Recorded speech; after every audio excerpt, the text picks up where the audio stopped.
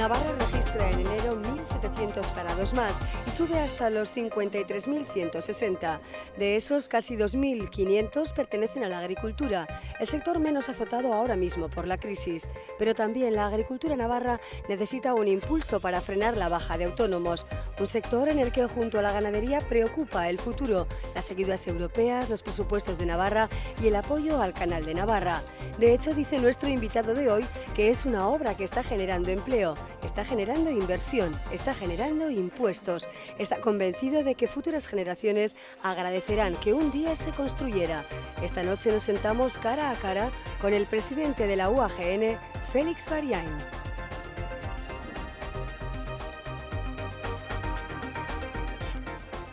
Félix Bariain, muy buenas noches. Hola, buenas noches. Gracias por estar con nosotros. Gracias a vosotros. ¿Peligra el futuro de la agricultura y de la ganadería navarra? Bueno, a ver, yo creo que si se le apoya, no. Pero evidentemente lo que no podemos estar, bueno, pues a expensas de lo que pues, hoy publicaba un medio de comunicación, ¿no? A expensas de que nos llegue producto de terceros países, a expensas de que por un mal etiquetado pues resulta que por ejemplo, productores de espárragos pues queden muy poquitos. Yo creo que hay que peligrar, si sabemos hacer las cosas, no es que no peligre, sino que se tiene que desarrollar más. ¿Quién tiene que dar el apoyo? ¿Hablas de apoyo? ¿El apoyo de dónde? Evidentemente no, en muchas ocasiones no es apoyo económico, es apoyo legislativo, que es lo que menos cuesta, legislar. ¿Quién lo tiene que dar? Lógicamente las administraciones. ¿Quién lo tiene que dar también? El consumidor. Nosotros siempre hemos dicho que el consumidor tiene que ser consciente de que el comprar productos de aquí en Navarra genera economía, ¿no? Genera que nosotros nos podamos quedar en nuestro sector, genera que nosotros podamos contratar, genera que a través de esos productos generemos impuestos y que a través de esos impuestos, bueno, pues lógicamente pues la sanidad, la educación, etcétera, etcétera, pues se desarrollen más. Porque los daños ahora mismo, esas cifras que se están valorando en estos momentos, hablan de 10 millones de euros, casi nada.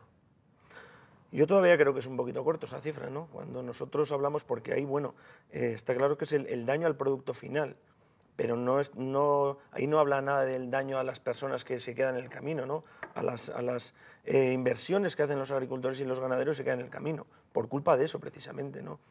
Nosotros siempre hemos dicho que bueno, no tenemos ningún miedo a competir con ningún producto del mundo, pero sí tenemos muchísimo miedo al fraude, ¿no? Está claro bueno, que no se controla lo que se debería controlar y que es muy difícil controlar porque la legislación apoya precisamente a ese, al pirata.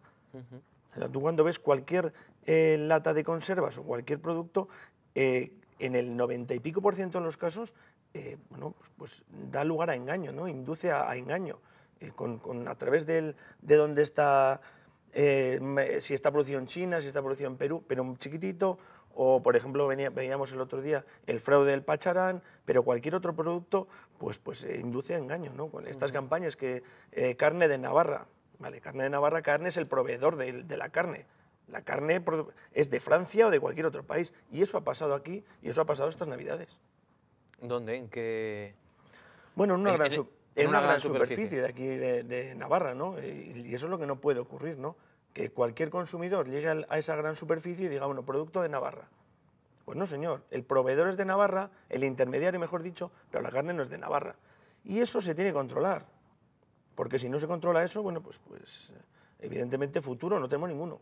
¿Y cómo solucionamos la otra parte, la parte del precio? Porque hablas de los espárragos de Perú, que tantas y tantas veces hemos hablado en los medios de comunicación aquí en Navarra. Pero claro, entre pagar por una lata 7,5 a pagar por una lata 2,5, pues hay alguno que, aunque venga la letra pequeña, que todo hay que leer, le da igual. Pues lo solucionamos educando al consumidor de cómo se produce ese espárrago, por ejemplo el espárrago, estamos hablando de espárrago aquí, y cómo se produce fuera. Si empezamos a hablar de condiciones sociales, estamos hablando que allí lo recogen niños y ancianos, por $1 al día. Aquí las contrataciones son con su contrato de trabajo, etcétera, etcétera, etcétera. Si empezamos a hablar de productos fitosanitarios que se utilizan, pues está claro que hay productos nocivos que aquí no se utilizan, que las multinacionales los siguen produciendo y en algún sitio se utilizarán. Por tanto, ¿cómo se logra concienciar al consumidor? Pues educándole y diciendo que a lo mejor por poquito más dinero pues está consumiendo algo con total seguridad alimentaria, ¿no? yo sí que soy consciente también pues, de la situación de muchas familias, ¿no? De que, por desgracia, bueno, pues a lo mejor no tienen esos recursos, pero bueno, la mayoría de la gente y muchísima gente consume por error. O sea, es que lo he visto y cualquiera lo ha visto. UAGN lleva años denunciando esta situación, pidiendo una legislación más estricta, pero no se cumple. Entonces, ¿qué hacemos? Porque yo recuerdo hace ya unos años, en este mismo plató, hemos vuelto a hablar. Estamos hablando de lo mismo. Hay temas que no han cambiado, Félix. Estamos hablando de lo mismo y no solamente hace unos años. Yo, si históricamente, desde que se creó UAGN, pues si nos vamos a las hemerotecas, prácticamente el discurso es el mismo en este tema. ¿Por qué no se legisla mejor? Evidentemente porque hay lobbies que presionan a los que tienen que legislar. ¿Pero eso pasa aquí en Navarra? Bueno, esta legislación es a nivel europeo, a nivel nacional. Aquí en Navarra, bueno, pues no es que pase, pero en Navarra sí que se podría controlar un poco más. ¿Pero cómo defendemos entonces nuestro producto? Es decir, no podemos esperar que Bruselas lo defienda. Es que Bruselas debería defender lo que son las IGPs, las denominaciones de origen, y sobre todo tener unas condiciones a la hora de etiquetar que sean claras. Luego cada uno ya promocionaremos nuestro producto y lo intentaremos vender de la mejor manera posible. Pero si de la primera premisa no se cumple, es que sobra toda la promoción. Porque fíjate ahora, volvemos al tema del espárrago, estamos promocionando el nombre de Navarra nosotros con el espárrago, asociado al espárrago. Pues resulta que ha habido sentencias que condenan a gente, a conserveros, a piratas, por utilizar el nombre de Navarra. La misma promoción que sirve para un espárrago de Navarra servía para estos piratas. ¿De todos los productos de la denominación el que más sufre es el espárrago? Bueno, yo creo que sufre el espárrago porque es un producto emblemático de Navarra y sí que es cierto, ¿no? Es un producto que de tener pues, prácticamente más de 20 millones de kilos, pues hemos pasado a tener 3. Y de que muchísima gente podría vivir del espárrago y que prácticamente viven muy poquitos, ¿no? Apenas cientos. Entonces, bueno, sí que es cierto que el espárrago es un producto pues emblemático y que lo ha sufrido, pero hay muchísimo más. Y te he puesto antes el ejemplo de la carne, ¿no? O sea, a mí no me entra en la cabeza cuando una gran superficie hace una publicidad de producto de Navarra y el producto no es de aquí. O te pondré otro ejemplo. Ahora ha habido en la feria de Fitur un acto donde varios restaurantes de Navarra, que, ojo, dicho sea de paso, pues por lo menos se han dignado en promocionar el producto de Navarra. Pero es que las condiciones solamente son que un 30% de ese producto sea de Navarra. Bueno, si tu restaurante está en Navarra, lógicamente un 30% vas a tener, simplemente por costes de transporte y de logística. Pero si le vamos a dar encima un sello, una distinción, para que ese restaurante se vea bien claro que utiliza productos de Navarra, por lo menos, ¿qué menos que obligar que un 70-80% de productos de aquí? Está claro que merluzas no tenemos aquí, pero lo que tenemos aquí, por lo menos, vamos a promocionarlo y vamos a obligar. Y dicho sea de paso, sin ánimo de crítica a ningún restaurante, que bastante han hecho con implicarse en esta campaña, ¿no? Pero yo creo que si apostamos, apostamos. Lo que no vale son medias tintas. La polémica del pacharán, que lo has puesto encima de la mesa, ¿esto lo sabíais? ¿Esto se sabía? Bueno, esto se sabe como se sabe lo del espárrago, como se sabe lo de todos los productos. El problema es que aquí volvemos otra vez al tema de las importaciones. Si nosotros en el pacharán, la reglamentación está clara. Por encima de X grados pasas una bebida alcohólica y ahí es donde entramos nosotros. Ahora, ¿quién se tiene que concienciar primero? Pues lógicamente las marcas. No puede ser que haya una marca que utilice el 100% de pacharán de fuera. No puede ser. ¿Qué hacemos nosotros? ¿Lo denunciamos? Pues es que yo estoy convencido, y además a la mayor brevedad, que hasta el día que no se ponga más de uno colorado con nombres y apellidos en los medios de comunicación, esto no va a parar. Y luego te sientas con ellos y dicen, no, estamos concienciados, lo primero es el producto de Navarra, etcétera, etcétera, pero es mentira. Y ojo, hay gente que dentro del espárrago, dentro del pacharán, está haciendo las cosas bien, está utilizando producto de Navarra, pero yo creo que esos al final pagan los justos por los pecadores. Claro, pero si hablamos en genérico, pues lo que dices, ¿no? El poner los nombres encima de la mesa, porque esto lo sabía mucha gente. Sí que lo sabe mucha gente. Nosotros, por ejemplo, en espárrago, pues bueno, yo todos los fraudes que nuestra organización pues los ve, se los pasamos a la administración, eso está claro, y en pacharán también. Eso está claro. O sea, nosotros, ojalá pudiese UAGN sancionar, a lo mejor nos lucía otro pelo, pero de momento el que tiene que sancionar es la administración. Nosotros no podemos más que poner en conocimiento de la administración que todo esto que te he dicho es así. Algunos se está poniendo color ahora en casa, ¿eh? Me da la sensación. Pues era por el pacharán, porque yo creo que volverá a hacer lo mismo que estaba haciendo ahora. Sí. Ahora, algún día, pues ocurrirá que el pacharán de Navarra, pues resulta que se ha caído abajo con todo, se ha venido abajo por todo por culpa de las importaciones. Mira, te voy a contar una anécdota. Los mismos productores de espárrago, hace 3, 4 años, nos pedían a nosotros que saliésemos contra las importaciones de espárrago, porque sus segundas marcas, que son las que traen de fuera, se estaban comiendo a la primera. Y es lo que dices tú, si yo voy a una gran superficie, a una tienda, y tengo espárrago a 2 euros y pico, y tengo espárrago a 6 euros y pico, y nadie me explica cuál es el bueno y cuál es el malo, lógicamente voy a coger el barato. Pero es que si cojo siempre el barato, el bueno no tiene razón, el caro no tiene razón de ser. O sea, que ellos mismos se dan cuenta. Lo que pasa es que es muy fácil ganar dinero. ¿Cómo se gana dinero? Pues comprando la lata a 1 euro, le pongo la pegatina y a correr. Bueno, por lo menos donde parece que han ido mejor las cosas ha sido en el vino, ¿no? Han mejorado bastante la calidad, por lo menos, que es de lo que se Bueno, trata. la calidad, yo creo que no había bajado nunca, ¿no? Sí que es cierto que llevamos mucho tiempo peleando con los vinos de Navarra, y sí que es cierto que bueno, pues que yo creo que a nivel de calidad de vino no tenemos que envidiar a nadie.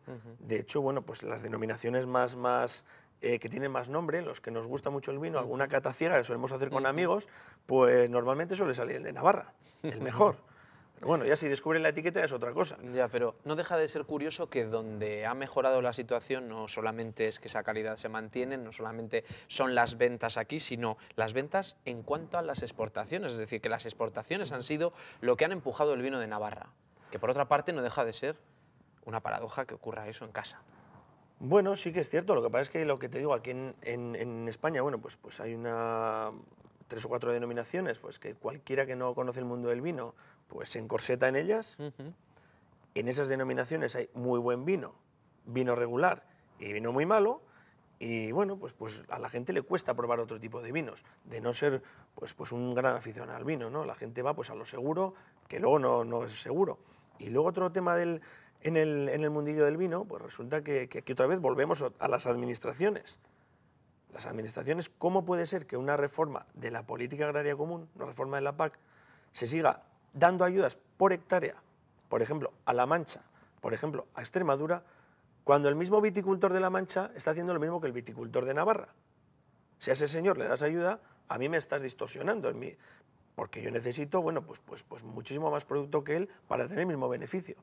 Si a ello sumamos que ellos no tienen un control de kilos por hectárea y aquí sí, pues resulta que un año como este, pues inundan de vino, por llamarlo de alguna manera, pues prácticamente hay pues todo el mercado. Con lo cual, bueno, pues los precios, pues ahí estamos, ¿no? Lo que ocurre que, bueno, yo creo que aquí apelo a la responsabilidad de los grandes grupos bodegueros y de las bodegas a que mantengan el precio, porque si hace un par de años el arranque de viñas fue considerable, pues nos estamos jugando la denominación del vino de Navarra. Casi nada, ¿eh? Casi nada. Y lo digo así de duro y de tajante. ¿Y de qué plazo estamos hablando? Del plazo que seamos capaces de mantener el precio de vino a unos niveles razonables. Y niveles razonables son por encima de los costes de producción.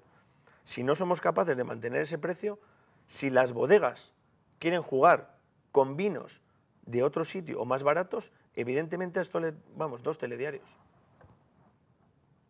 ¿Otro tirón de orejas? Otro tirón de orejas. En casa. En casa.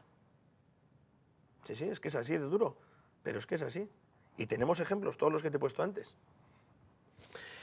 Te oigo te escucho hablar de precios y pienso un poco en la evolución que han tenido también los productos de la agricultura y de la ganadería.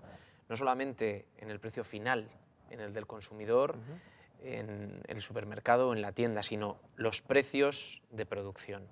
¿Cómo ha sido esa evolución? ¿En qué punto nos encontramos? ¿Hay esperanza también en esta situación cuando todos estamos mirando ahora la calderilla que le queda a uno en el bolsillo? Bueno, mira, nosotros somos un sector que tanto agricultores y ganaderos, esto de la crisis...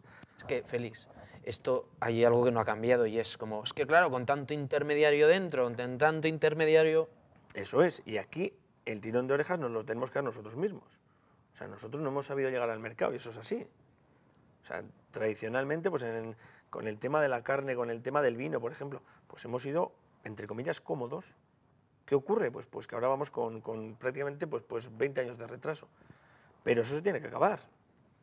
Nosotros llegará un día, y está llegando de hecho, que pues a través de circuito corto, a través de comercializadoras, a través de... Bueno, pues nosotros estamos llegando al mercado y todos estos intermediarios son los que se van a ir a la calle y los que se tienen que ir a la calle. No tiene sentido que el consumidor esté pagando por un producto un precio y nosotros, los que sacamos al circuito todos los productos, estemos cobrando el precio de hace 20 años en cualquier producto. En cualquier producto. El año pasado, o hace 2 años, pues la gente se echaba las manos a la cabeza de la subida del precio del cereal. Pero es que el cereal estaba a precios, el maíz estaba a precios de hace 40 años. Por tanto, yo creo que bueno, que sí que es cierto que nosotros tenemos un déficit de comercialización y en ese sentido es donde más hay que trabajar, y en ese sentido también, bueno, pues yo creo que esta reforma de la política agraria común, el déficit es ese, ¿no? Que no habla de mercados. Nosotros, si preguntas a cualquier agricultor o a cualquier ganadero, no quiere ayudas, quiere vivir del precio de su producto. Y se puede legislar con los 2 primeros condicionantes, con el etiquetado y con el control de importaciones, nuestros productos automáticamente subirán de precio. Y no estamos hablando de un precio de que al consumidor lo va a ahogar, ni mucho menos, ¿no? Pues estamos hablando de un precio digno que nos permita vivir. Vamos a ver si con la ley de la cadena alimentaria todo esto se soluciona. No puede ser que nosotros hablemos de un precio y tengamos al Tribunal de la Competencia, bueno, pues prácticamente esperando a que nos la dé, ¿no? Cuando resulta que solamente estamos diciendo que nuestro producto vale esto, que nos cuesta producir esto. Enseguida vamos a hablar de la política agraria común y de todo lo que gira en torno a eso, también lo que piensa el ciudadano al respecto.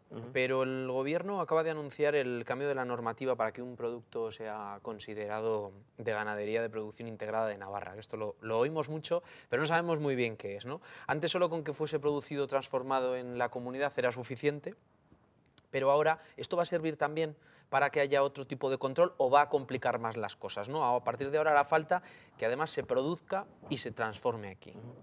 Pues es lo que venimos hablando todo el rato, ¿no? Si somos capaces de darle valor añadido a estas nuevas condiciones, pues evidentemente bienvenido sea. Si no somos capaces de darle valor añadido, si estamos, por un lado, pues proponiendo toda esta serie de condiciones y por otro haciendo la vista gorda cómo entran producto de fuera, pues lo que estamos haciendo son autoimponernos unas condiciones que nos van a costar dinero y que además pues no van a servir para que nuestro producto valga el dinero que tiene que valer.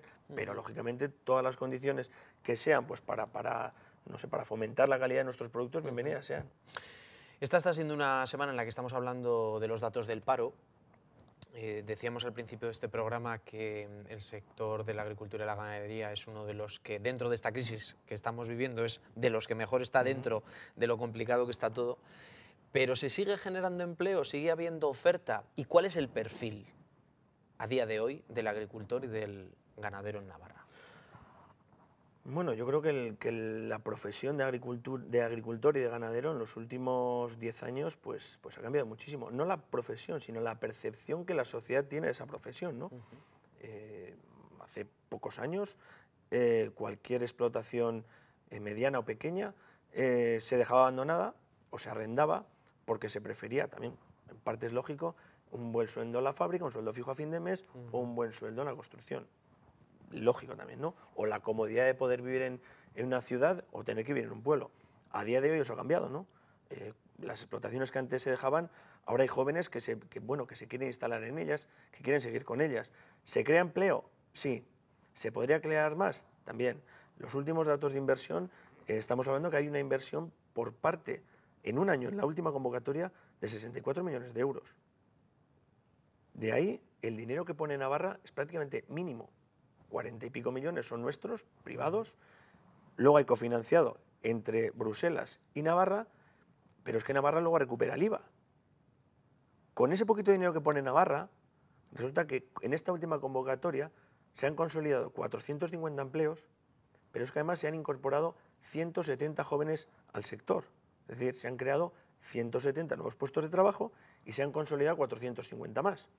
Eso sin contar la gente que puedas contratar tú a la hora de recolectar cosechas. Sí que es cierto que son pues contrataciones temporales, porque las cosechas pues duran 15 días, un mes, una semana, pero sí que es posible crear empleo, claro que sí. Con lo cual, con un poquito más de ayuda, ¿habéis hecho números? Pues con un poquito más de ayuda, pues la inversión sería mayor, habría gente que a lo mejor se podría instalar en el sector, aparte de la que se ha instalado, y sobre todo se podría modernizar estructuras que te permitirían, pues lo que te digo, generar más empleo y generar más economía. Al final no es nosotros generamos empleo, pero si generas impuestos, de alguna manera lo que estás haciendo es enriquecer también a Navarra, ¿no? Hablas de la incorporación de 170 jóvenes, pero ¿ese es el perfil del agricultor a día de hoy? No, el perfil del agricultor es te voy a dar un dato, a nivel europeo, menor de 35 años solamente hay un 6% de agricultores.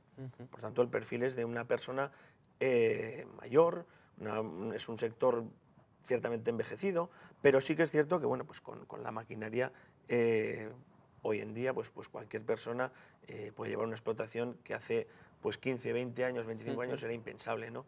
Pero yo creo que eso está revirtiendo, ¿no? esa situación, ¿no? Yo creo que lo que te he dicho antes, yo creo que la gente se instala más, los jóvenes se quedan más en el sector y luego sobre todo yo he hecho en falta, insisto, apoyo a la administración, sobre todo aquí en Navarra para la montaña, ¿no? En la montaña, si nos vamos a términos macroeconómicos, pues lógicamente a lo mejor ni merecería la pena, y con todo el cariño del mundo lo digo, evidentemente, pero a la montaña hay que apoyarle sí o sí.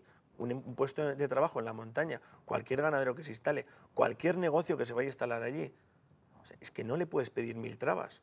Cuando estamos pasando la frontera, aquí al lado en Francia, y resulta que lo que aquí se pide en Francia no se pide. Y vamos a la administración y nos dicen que sí, pero es que lo hemos visto con nuestros propios ojos. Y a esa gente que vive en la montaña lo que hay que hacerle es ponerle una alfombra roja y decirle, bastante has hecho con venir aquí a vivir, bastante has hecho con quedarte aquí a vivir, con el déficit de infraestructuras que hay, con el déficit con todos los recortes que puede haber ahora a nivel social, etcétera, etcétera, como para encima yo, administración, ponerte trabas. Te tengo que apoyar sí o sí. Con lo cual, ese es uno de los apoyos, ese es uno de los factores por el que la PAC llega hasta Navarra como llega, con esa inversión y con eso también lo que gran parte de la sociedad durante mucho tiempo ha dicho, bueno, es que esto es poco menos que subsidio, ¿no? Bueno, yo creo que ese es el error que hemos o que tenemos los agricultores y los ganaderos, pero es un error que se fomenta por parte, el primero, de la administración. Cuando nos pagan las ayudas, lo primero hay que decir que la PAC es un contrato, por así decirlo, entre nosotros y la sociedad. O sea, a nosotros se nos apoya para generar alimentos de calidad, para cumplir una serie de condiciones medioambientales, para que esos productos tengan una trazabilidad, como lo vimos hace 2 años con la crisis del pepino. Si hay un problema, automáticamente en el minuto 1 se sabe quién lo ha producido y la responsabilidad recae sobre él, y eso es la PAC, ¿no? Nosotros, a cambio de eso, pues Europa nos da un dinero, y a cambio también de que los precios estén mantenidos, porque eso es lo que ha pasado durante estos años. Pero sí que es cierto que cuando se nos dan esas ayudas, aparecen 16.000 agricultores navarros cobran la PAC, ayudas. Eso es mentira. 16.000 propietarios. Agricultores somos menos de la tercera parte.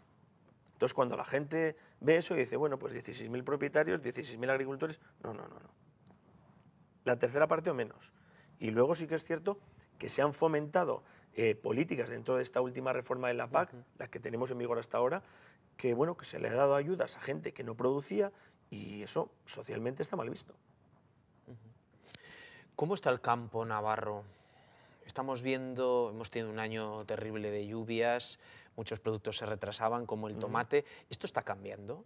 ¿Navarra está percibiendo Cambio climático, alguna señal de tener que bueno, tarde o temprano cambiar o no? Yo creo que si nosotros hablamos con los mayores, pues siempre ha habido ciclos de esto, siempre ha habido años que no se podían hacer las labores porque llovía muchísimo, siempre ha habido grandes nevadas, siempre ha habido pues olas de calor. Por tanto, yo creo que achacar eso a un cambio climático, bueno, yo creo que me cuesta creerlo, ¿no? Me cuesta creerlo porque las condiciones son las mismas que las que podía haber hace 40 años. No lo sé, pero bueno, ahí están los los técnicos para poder decir si sí o si no. Nosotros, a nivel de cosechas y demás, sí que es cierto que un año se te retrasa un mes y otro año que hace más calor, pues adelanta 15 días. Cosechar en San Fermín. Vamos a terminar y vamos a hacerlo además hablando del Canal de Navarra. ¿Qué les decimos a esos que siguen diciendo no al Canal de Navarra? Pues que están equivocados. ¿Qué les vamos a decir? Como agricultores y como ganaderos, el bien más preciado, ¿cuál es? El agua. Como habitantes de esas zonas donde va a pasar el Canal de Navarra, estamos hablando de uso de boca. Estamos hablando que hace pocas semanas salían una serie de localidades debajo del pantano de Itoiz, donde bueno, pues la gente aplaudía el hecho de que había llegado el agua para uso de boca y que no iba a haber restricciones. Estamos hablando de que si tú tienes agua, probablemente cuando salgamos de esta crisis, que ojalá sea pronto, pues habrá empresas que se quieran instalar aquí. Pero ciñéndonos a lo que es la agricultura, a los que nos toca salir un poquito fuera, las mayores peleas y las mayores broncas a nivel estatal están en el agua. Y nosotros, que tenemos 20.000 hectáreas puestas, que vamos a regar ahora, que vamos a hacer otras 15.000 ahora, que en esas alegaciones de la fase 1B, es yo creo que de las pocas obras que se decide o que a través de las alegaciones se piden más hectáreas. O sea, se han pedido 9.000 hectáreas más. El agricultor sabe perfectamente qué es lo que necesita, y necesita agua. Y luego te diré una cosa, bueno, pues los contrarios a esta obra, pues resulta que también instalan sus parcelas con los famosos pajaritos, ¿no? Por tanto, bueno, yo creo que hoy en día posicionarse en contra del Canal de Navarra, yo creo que es un error. Sí que es cierto que por otra parte, a mí cuando me toca subir a la montaña, dice, bueno, pues que es por culpa del Canal de Navarra, la montaña pues se está despoblando y no se apoya. Bueno, pues eso es lo que hay que evitar, ¿no? Y ahí, bueno, pues el gobierno y el Parlamento, en su caso, tiene que saber medir las fuerzas, ¿no? Y como te he dicho antes, hay que apoyar a la montaña navarra, pero eso no quiere decir que el canal se frene, y viceversa. Hay que apoyar al Canal de Navarra y eso no quiere decir que a la montaña navarra se les atienda. Hay que saber conjugar las dos cosas. Félix Bariain, muchísimas gracias, presidente de UAGN, por este rato en el que hemos intentado echarle un poco de luz al sector. Pues gracias a vosotros. Gracias y muy buenas noches. Buenas noches.